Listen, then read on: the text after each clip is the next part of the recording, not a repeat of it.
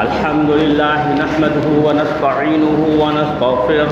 ونؤمن به ونتوكل عليه ونعوذ بالله من شرور أنفسنا ومن سيئات أعمالنا من يهده الله فلا مضل له ومن يضلله فلا هادي له ونشهد أن لا إله إلا الله وحده لا شريك له ونشهد أن محمدا عبده ورسوله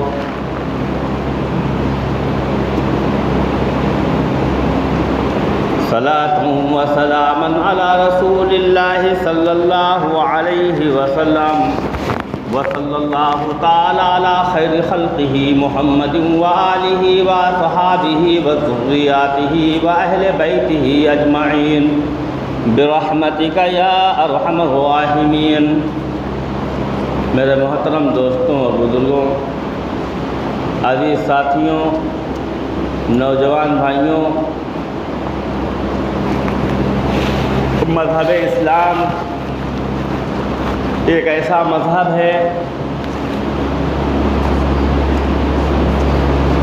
کہ جس مذہب کی سچائی اور حقیقت ساری دنیا پر عیاں ہے۔ مذہب اسلام میں داخل ہو جانے کے بعد اللہ تبارک و تعالی کی منشا کے مطابق زندگی گزارنا اس انسان کے لیے لازم ہو جاتا ہے، اور مذہب اسلام میں داخل ہونے کے لیے اور مذہب اسلام اختیار کرنے کے لیے جو وظیفہ پڑھا جاتا ہے، جو طریقہ ہے، وہ آقا نامدار تاجدار مدینہ جناب محمد الرسول اللہ صلی اللہ علیہ وسلم نے ارشاد فرمایا کہ دیکھو، اگر کوئی شخص مذہب اسلام میں داخل ہونا چاہتا ہے اور مذہب اسلام میں داخل ہونے کی کوشش کرتا ہے اور جد و جہد کرتا ہے، تو اس کے لیے سب سے پہلے لا الہ الا اللہ محمد الرسول اللہ کا اقرار کرنا ہوگا، اور دوسرے نمبر پر لا الہ الا اللہ محمد الرسول اللہ کا اظہار کرنا ہوگا۔ یہ دونوں الگ الگ چیزیں ہیں، اقرار کلمہ اور اظہار کلمہ۔ اقرار دل سے کیا جاتا ہے اور اظہار زبان سے کیا جاتا ہے۔ اظہار اتنا ضروری نہیں ہے مذہب اسلام میں داخل ہونے کے لیے، لیکن اقرار بہت ضروری ہے۔ اگر آپ زبان سے اظہار نہیں کر رہے ہیں اور آپ نے دل سے اقرار کر لیا ہے تو آپ مذہب اسلام میں داخل ہو جائیں گے، لیکن اگر آپ نے زبان سے اظہار کر لیا ہے اور آپ نے دل سے کلمہ کا اقرار نہیں کیا ہے، قیامت کی صبح تک آپ مذہب اسلام میں داخل نہیں ہو سکتے۔ آپ کہیں گے مثال دے دیجئے کوئی جس سے بات آسانی سے سمجھ میں آ جائے، تو بات اس طرح، مثال اس طرح کہ اگر کوئی غیر مسلم اپنی زبان سے کلمہ لا الہ الا اللہ محمد الرسول اللہ کی ایک تسبیح صبح پڑھے، ایک دوپہر میں پڑھے، ایک شام کو پڑھے، یہ 3 تسبیح کلمہ لا الہ الا اللہ محمد الرسول اللہ کی ایک غیر مسلم پڑھتا رہے، اور صبح و شام سے لے کر جو تمام اوقات ہیں ان اوقات میں بھی اگر وہ کلمہ لا الہ الا اللہ محمد الرسول اللہ کا زبان سے اظہار کرتا رہے، لوگ گواہ بھی بن جائیں، لیکن اگر اس نے دل سے اقرار نہیں کیا ہے تو خدا کی قسم وہ مسلمان نہیں ہو سکتا، وہ شیدائی مصطفیٰ نہیں ہو سکتا، وہ صدیق کا پیروی کرنے والا نہیں ہو سکتا، وہ عمر کا پیروی کرنے والا نہیں ہو سکتا۔ یہ تو میں نے اقرار کی، یہ تو میں نے وہ اظہار کی مثال میں نے پیش کیا ہے کہ اظہار تو وہ کر رہا ہے لیکن دل سے اقرار نہیں کر رہا ہے۔ پتہ یہ چلا کہ صرف اظہار کرنے ہی سے مسلمان نہیں ہوتا، بلکہ اظہار کے ساتھ میں اقرار مشت ہے، اقرار ضروری ہے، اور بغیر اقرار کے کلمہ لا الہ الا اللہ کے، اللہ کے رب العزت کے منشا کے مطابق وہ مذہب اسلام میں داخل نہیں ہو سکتا۔ ایک بات۔ دوسری چیز، اب آئیے آپ اظہار کی بات، وہ اقرار کی بات۔ یہ تو ہو گیا اقرار نہیں کر رہا ہے، اظہار کر رہا ہے، مسلمان نہیں ہو رہا ہے۔ اور میں نے دوسری بات یہ کہی کہ اگر کسی شخص نے اپنی زبان سے اظہار نہیں کیا ہے لیکن دل سے اقرار کر لیا ہے، وہ مذہب اسلام میں داخل ہو جائے گا۔ اس کی مثال سنیے، اس کی مثال یہ ہے، ایک گونگا ہے، اس کو سنائے، اس کو کیا کہتے ہیں، بولنا نہیں جانتا، اللہ نے اس کو زبان نہیں عطا فرمائی، بولنے والی زبان اللہ نے اس کو نہیں دیا، زبان ہے لیکن بولنے پر قادر نہیں ہے۔ کیوں؟ اس لیے وہ اللہ ہے جو زبان کو قدرت دیتا ہے گویائی کی، وہ اللہ ہے جو زبان کو طاقت دیتا ہے بولنے کی، وہی اللہ اس زبان کے اندر سے وہ بولنے کی صلاحیت کو بھی ختم کر سکتا ہے، بولنے کی صلاحیت کو لے سکتا ہے۔ بولنے کے لیے جو ہے زبان محتاج نہیں ہے، لیکن زبان جو ہے اللہ رب العزت کی حکم کی ضرور محتاج ہے۔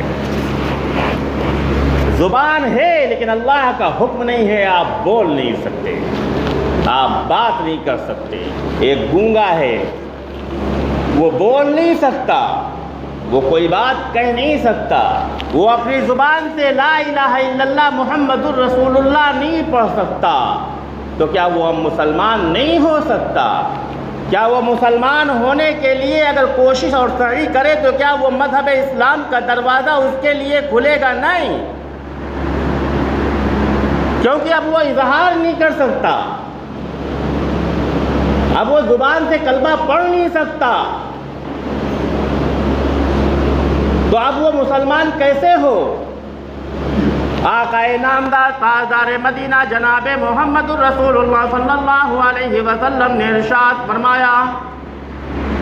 دل کا اقرار کرنا بہت ضروری ہے مذہب اسلام میں داخل ہونے کے لیے۔ اب چونکہ وہ اظہار نہیں کر سکتا لیکن وہ زبان سے اظہار نہ کرتے ہوئے دل سے اقرار تو کر رہا ہے، اب وہ مسلمان ہے، اب وہ مسلمان ہے۔ اسی طریقے سے، بالکل سیم ٹو سیم اسی طریقے سے جس طریقے سے حضور پاک صلی اللہ علیہ وسلم کیا صحابی بننا ہے، اگر حضور کا صحابی بننا کوئی چاہتا ہے، اگر چاہتا ہے کہ ہم نبی کے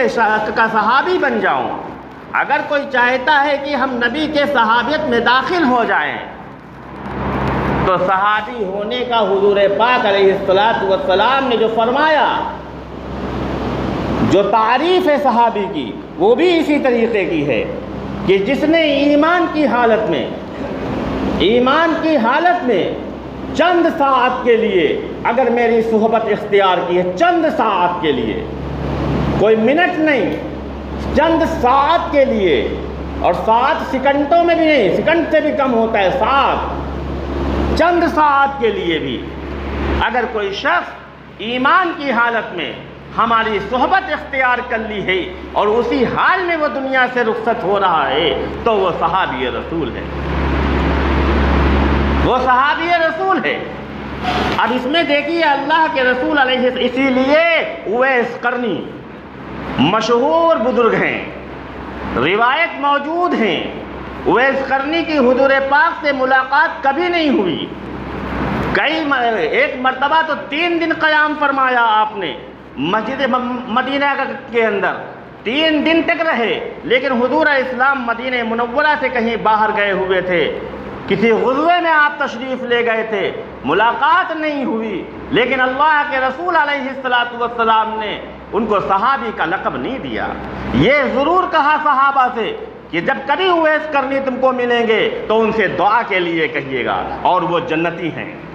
کیوں؟ ان کے اندر وہ تڑپ موجود تھی، ان کے اندر وہ جذبہ موجود تھا، ان کے اندر وہ دلچسپی موجود تھی کہ ہماری نظر آقا نامدار پر پڑ جائے، ہماری نظر محبوب کبریا پر پڑ جائے، ہماری نظر سرکار جو دو جہاں پر پڑ جائے، ہماری نظر رحمت للعالمین پر پڑ جائے، ہم صحبت اختیار کر لیں آمینہ کے لال کی، ہم صحبت اختیار کر لیں فاطمہ کے ابا جان کی۔ لیکن یہ مقدر کی بات تھی، وہ اس کرنی کو آقا نامدار تاجدار مدینہ جناب محمد الرسول اللہ صلی اللہ علیہ وسلم کی صحبت نہ مل سکی۔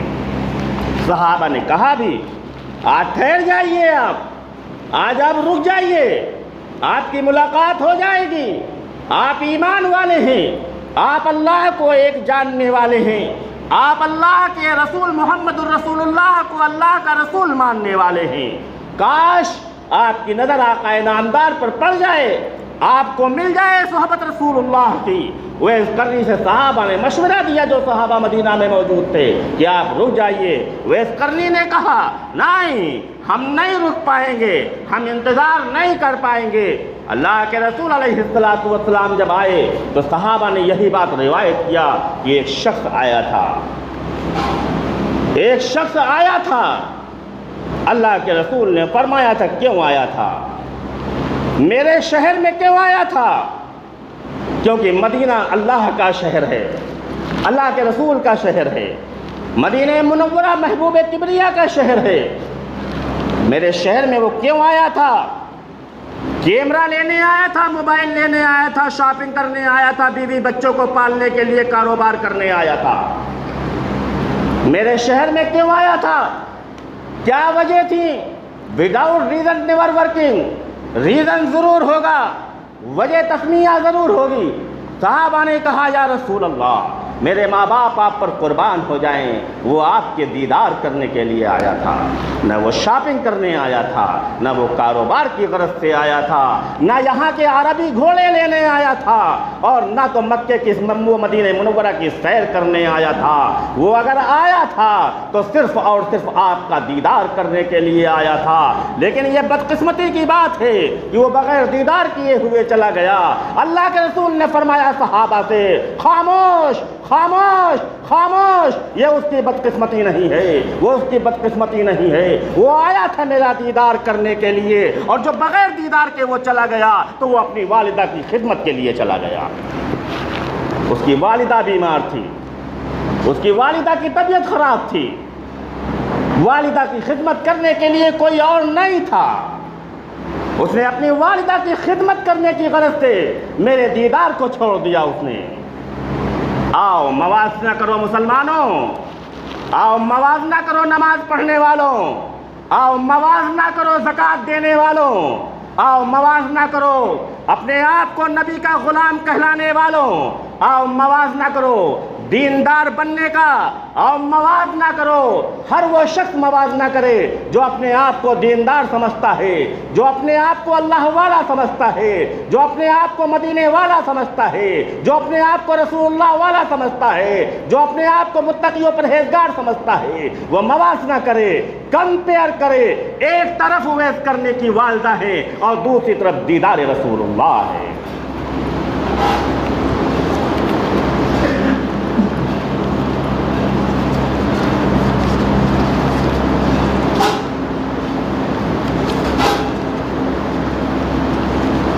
وہ لوگ جو اپنی ماؤں کو چھوڑ کر چلے جاتے ہیں،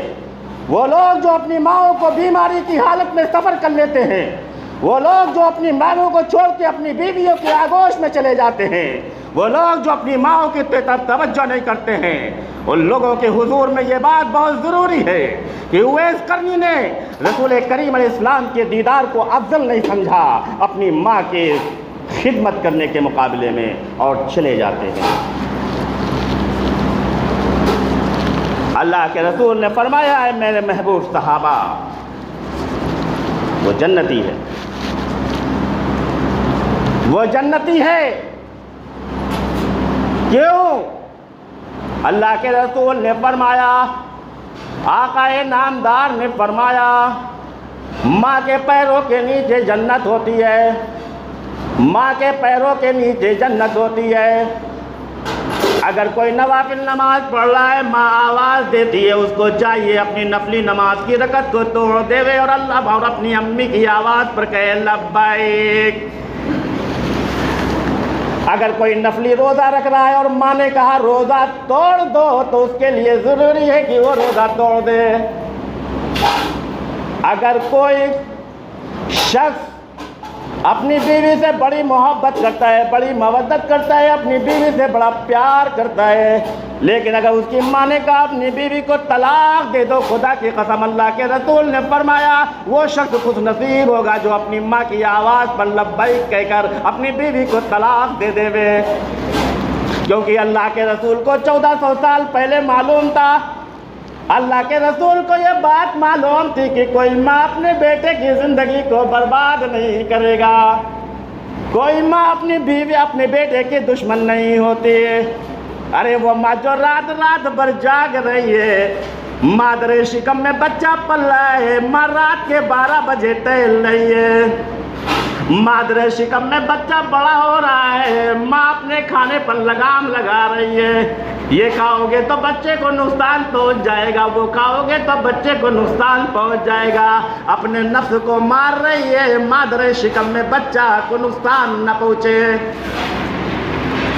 ماں خود نہیں کھاتی بچے کو کھلا دیتی، ماں خود نہیں پہنتی بچے کو پہنا دیتی، ماں نہیں سوتی بچے کو سلا دیتی۔ وہ ماں کبھی اپنے بیٹے کی زندگی سے کھلواڑ نہیں کرے گی،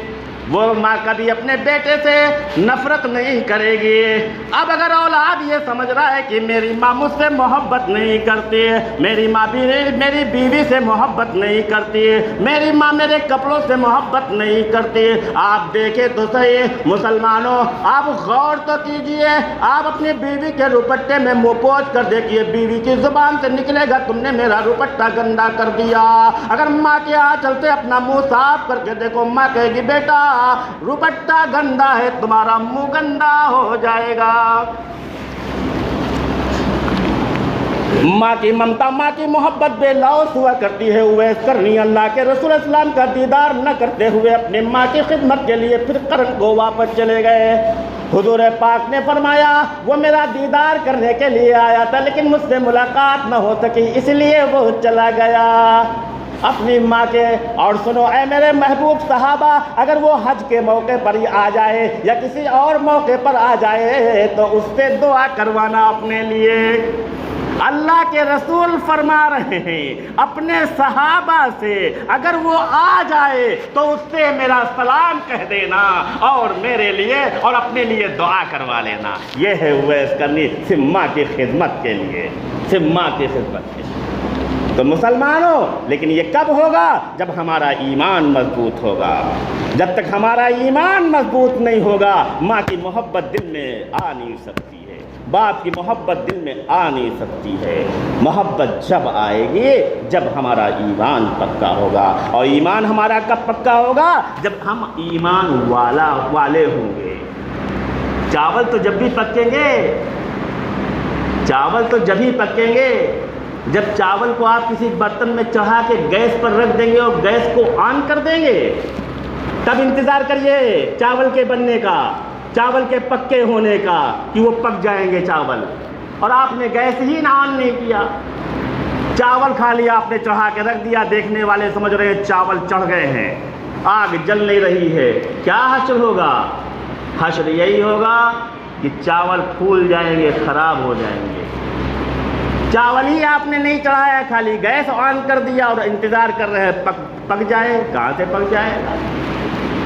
ایمان موجود نہ ہو اور لوگ ایمان کے پکا کرنے کے چکر میں پڑ جائے، ایمان پکا ہو جائے، پکا ہو جائے، کہاں سے پکا ہو جائے گا بتاؤ تو؟ ایمان جاتے کہیں ٹائم لگتا ہے، ایمان جاتے کہیں ٹائم لگتا ہے۔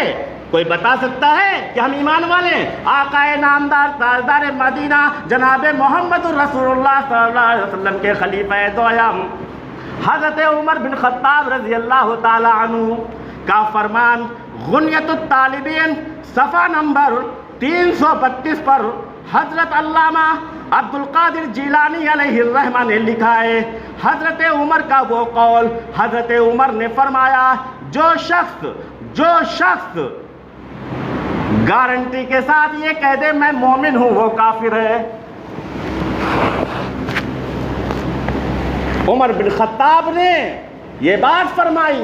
غنیت الطالبین میں شیخ عبد القادر جیلانی علیہ الرحمہ نے اس کو نقل فرمایا اور فرمایا حضرت عمر نے جو اپنے آپ کو پکی گارنٹی سے کہے ہم ایمان مومن ہیں، ہم مومن ہیں پکے، وہ کافر ہے۔ کیوں کہا یہ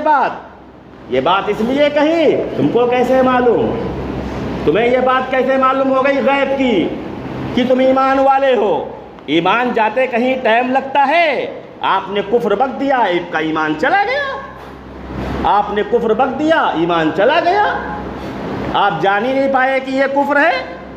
تو میں عرض یہ کر رہا تھا کہ لا الہ الا اللہ محمد الرسول اللہ کا اظہار اور اقرار دونوں ضروری ہے، لیکن اظہار سے زیادہ اقرار ضروری ہے۔ جس طرح صحابہ کرام رضوان اللہ تعالی علیہم اجمعین میں عبداللہ ابن مکتوم نے حضور کو کبھی نہیں دیکھا،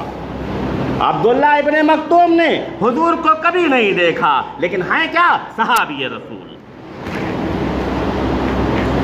صحابی رسول ہے، لیکن نہیں دیکھا کبھی۔ پتہ یہ چلا صحابی ہونے کے لیے اللہ کے رسول کو دیکھنا وہ ضروری نہیں، کیونکہ اگر اللہ کے رسول کا دیکھ کر ہی صحابی ہوتا اور صحابی کے لیے اللہ کے اللہ کے رسول کا دیکھنا ضروری ہوتا تو عبداللہ ابن مکتوم صحابی نہ ہوتے، اس لیے کہ اللہ کے رسول کو معلوم تھا کہ بہت سے لوگ ایسے ہوں گے جو صحابی بننا چاہیں گے، بہت سے لوگ ایسے ہوں گے جو صحابی کے لیے دلچسپی رکھتے ہوں گے، لیکن اللہ نے ان کی آنکھوں کی روشنی کو سلب کر لیا ہوگا۔ اب وہ صحابی کیسے بنے؟ اس لیے اللہ کے رسول نے فرمایا صحابی رسول وہ ہے جس نے چند ساعت کے لیے ہماری صحبت اختیار کی ہوگی، ایمان کی حالت میں دیکھا ہو یا نہ دیکھا ہو، اگر نابینا ہے تب بھی وہ، اگر ساعتیں ہمارے ساتھ چند لمحات بھی اگر اس نے میری صحبت ایمان کی حالت میں اختیار، ایمان کا اس لیے قید لگا دیا گیا ہے کہ ابو جہل نے بھی اللہ کے رسول کی صحبت اختیار کیا ہے، ابو لہب نے بھی اللہ کے رسول کی صحبت اختیار کیا ہے، حارث ابن نضر نے بھی اللہ کے رسول کی خدمت اختیار کیا ہے، اور بہت سے بڑے بڑے منافقین عبداللہ ابن سبا نے بھی، مروان نے بھی، قطبہ ابن حکم نے بھی، نضر ابن حارث نے بھی، قطم ابن یحییٰ نے بھی، رحمان ابن عوفی نے بھی، عبد الرحمن ابن کبیب بھی، ان لوگوں نے بھی صحبت رسول اللہ حاصل کیا ہے، لیکن جائیں گے کہاں؟ نار جہنم ان کے لیے ہوگی، جہنم کی آگ ان کے لیے ہوگی، کیونکہ ایمان کی حالت میں نہیں تھے۔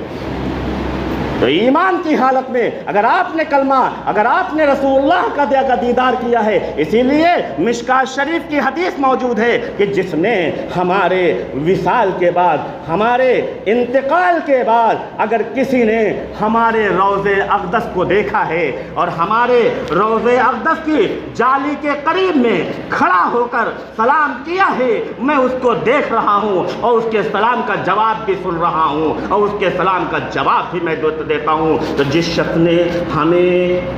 وصال کے بعد میرے روض اقدس پر آیا، ہمارے اوپر اس کی شفاعت لازم ہو گئی، کل میدان محشر میں ہم اس کی شفاعت ضرور کریں گے۔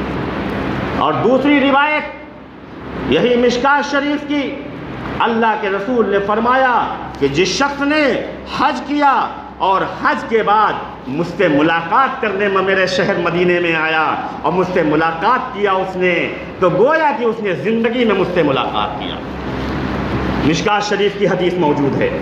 گویا کہ اس نے زندگی میں مجھ سے ملاقات کیا۔ اس لیے یاد رکھیے وہ حضرات جو حجاج کرام ہوں گے، وہ حضرات جو حج کرنے جا رہے ہیں، یہ یاد رکھیے گا، آپ مکہ معظمہ میں کسی بھی حالت میں چلے جائیے گا، آپ مکہ معظمہ میں کسی بھی نوعیت میں چلے جائیے گا، وہاں دیوانگی کی حالت میں بھی آپ چلے جائیں گے، اللہ غفور الرحیم ہے، بال الجھے ہوئے ہوں گے، احرام ادھر ادھر بھاگ رہا ہوگا، خوشبو نہیں لگی ہوئی ہوگی، اور آپ کیا کہ بالوں میں کنگھی نہیں ہوئی ہوگی، آپ دیوانے ہو کر مکہ معظمہ میں داخل ہو رہے ہیں۔ لیکن یاد رکھیے گا، جب مدینہ منورہ میں داخل ہوئیے گا تو بڑے ادب کے ساتھ داخل ہوئیے گا، ورنہ سارے اعمال ضبط کر لیے جائیں گے، کیونکہ اللہ کے رسول نے فرمایا ہے جو شخص میرے شہر میں آئے بڑے ادب کے ساتھ آئے، اس لیے لکھا ہوا ہے جو شخص یہاں آئے اگر اس کو سلام بھی کرنا ہے تو بڑی آستگی کے ساتھ سلام کرے، دبے الفاظ میں سلام کرے، زور سے نہ کرے السلام علیکہ یا رسول اللہ، السلام علیکہ یا حبیب اللہ، نہیں، قریہ والوں کی طریقے سے زور سے سلام نہ کرے، اپنے نبی کے سامنے زور سے نہ بولے، دبے الفاظ میں کہے السلام علیکہ یا حبیب اللہ، السلام علیکہ یا رسول اللہ، دبے الفاظ میں سلام۔ اور فرمایا، اور ایک بات اور یاد رکھیں گے وہ حضرات، ایک صاحب حج کے لیے تشریف لے گئے تھے، مدینہ منورہ میں پہنچے، اتفاق کی بات تھی، اپنے کمرے میں بیٹھے تھے، دہی ان کے دسترخوان پہ تھا، انہوں نے دہی کھا لیا، دہی کھانے کے بعد ان کی زبان سے نکلا، یار مدینہ کا دہی کتنا کھٹا ہے، مدینہ کا دہی کتنا کھٹا ہے۔ رات میں اللہ کے رسول اس کے خواب میں آتے ہیں اور اللہ کے رسول نے فرمایا چھوڑ دے میرے شہر کو، چھوڑ دے میرے مدینے کو، جا جہاں پہ دہی میٹھا ہو وہاں چلا جا، چلا جا وہاں۔ ناشکری کرتا ہے، ناشکری کرتا ہے میرے شہر کی، آیا ہے کیا کرنے آیا ہے تو یہاں، ناشکری کرنے آیا ہے۔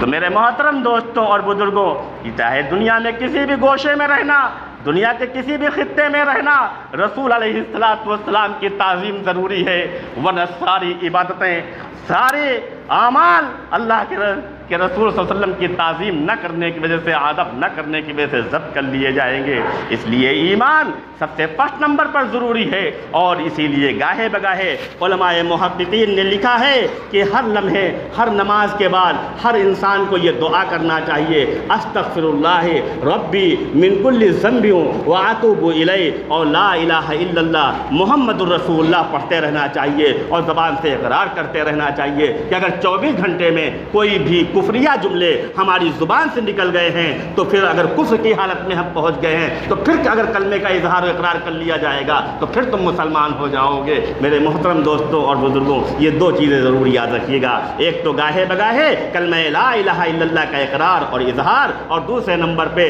گاہے بگاہے استغفر اللہ ربی من کل ذنب واتوب الیہ پڑھتے